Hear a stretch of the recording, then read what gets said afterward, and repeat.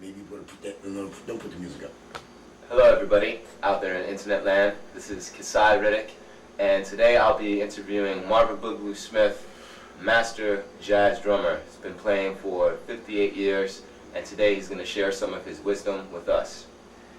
Now Marvin, you've talked about playing in the moment, or moment to moment, in constant motion, just like nature. How does a jam session correlate with playing in the moment? Okay. Well, you need a good jam session with senior members. That is, members that have been playing at least 50 years. When I learned to play, all my seniors were all 50 years old when they had already played half a century. And this is a great point to be at. You need to have these guys looking down your back and breathing down your back, but you also need to have them on the bandstand playing the music in the correct form. So being a drummer, you can fall off every now and then, and you fall off, and that's the way the old Japanese martial artists trained you.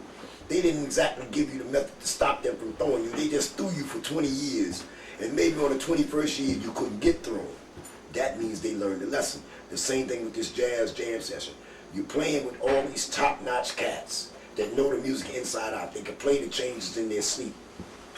And you keep falling off, you keep falling off. But one day, they throw you the curveball and you hit it out the park. That means you graduated.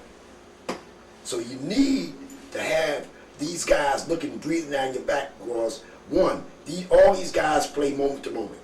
They know the song, they know the chords, but their special twist that they put on it is actually happening in the moment, just as you breathe, just like nature. In nature you breathe, you don't think about the breath in and the breath out, you just do it. So when your playing becomes, you just do it, without thinking about the technique, without thinking about what your senior advisors told you, without thinking about all these things, and you just go moment to moment, straight into the music, then you're reacting to the sound that you hear at the moment.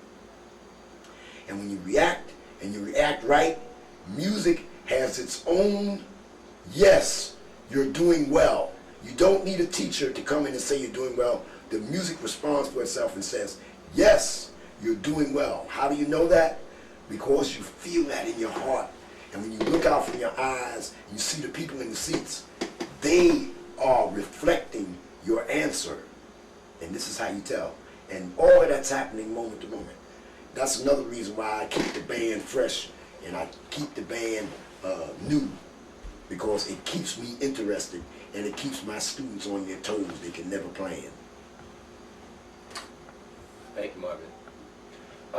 Another question. I was just curious about your cymbal beat. It seems to me that just like playing in the moment, you're also changing your cymbal beat moment to moment. If you could maybe talk on that for a little bit. Okay. Well, now, when I change my cymbal moment to moment, most drummers, they learn just like me. I learned to play the cymbal beat in 16ths, which is counted 1, 2E and a 3, 4E and a 1, 2E and a 4E and a 1, 2E and a 3, 4E and a 1, 2E and a 3, 4E and a 1. Now that's 16th counting. But easier counting than this is round. 1, 2, 3, 4, 5, 6. 1, 2, 3, 4, 5, 6. Now I'm just counting the numbers. Another way to count is 1, 2 and a 3, 4 and a 1, 2 and a 3, which is the same thing as 1 and a 2 and a 3 and a 4 and a 1. So you see, you hear it, that's in triplets.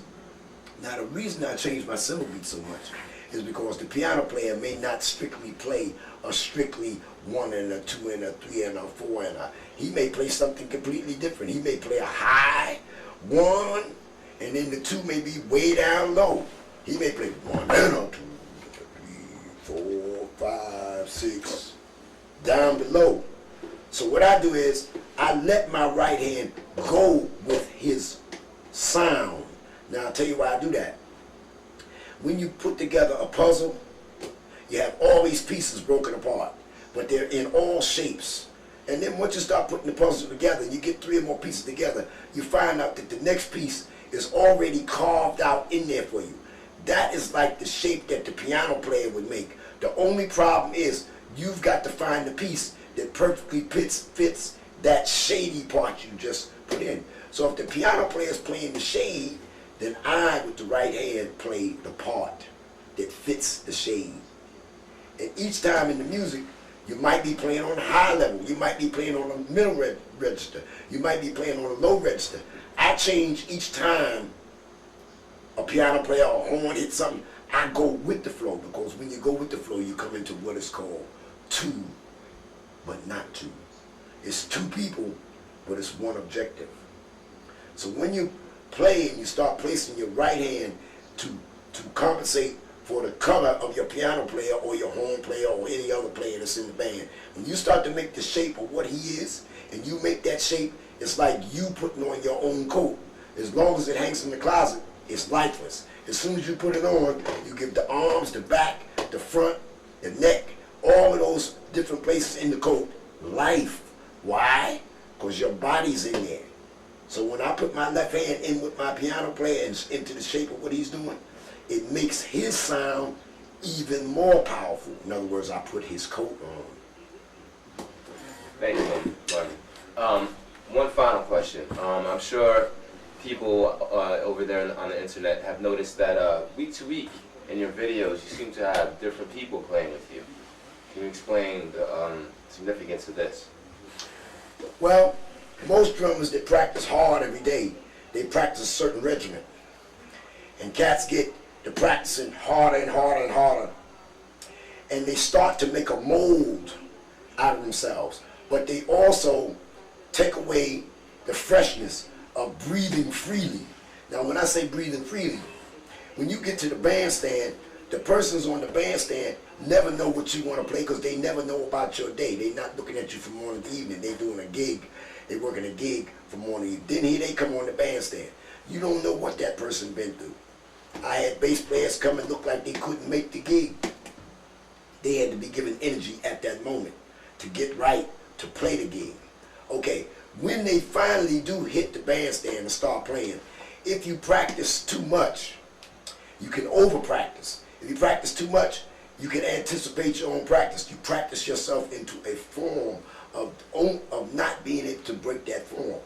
That's exactly when the piano player plays something that's really not in the line with what you're playing. So what happens to the drummer? He can't change. And when he can't change, the music goes into jeopardy. Now, the reason I keep the bandstand new is because after you play as long as me, 58 years, you get bored when you find out that you know everything that everybody's going to play. So I like to play blindfolded. I don't want to know what you're going to play. All I want to do is hear the count. You count it off, and I can tell from the cadence of the count how fast it is, how slow it is, or how super speedy it is. I want to know that. When you run some fresh water in the tap, you say, give me a glass of that good cold water. The first thing you got to do is turn the tap on and let it run for 5 minutes.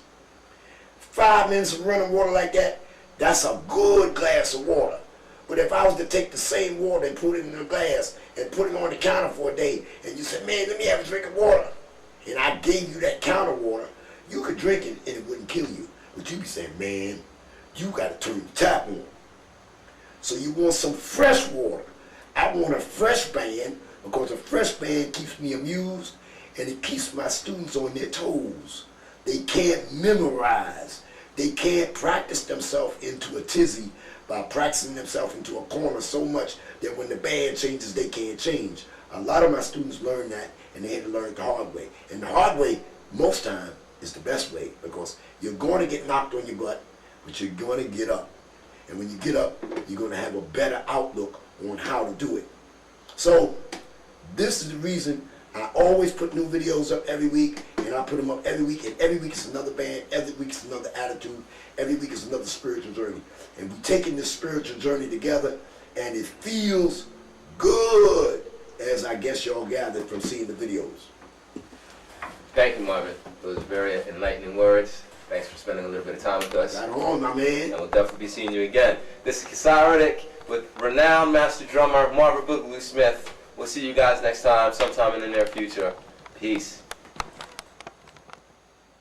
We out.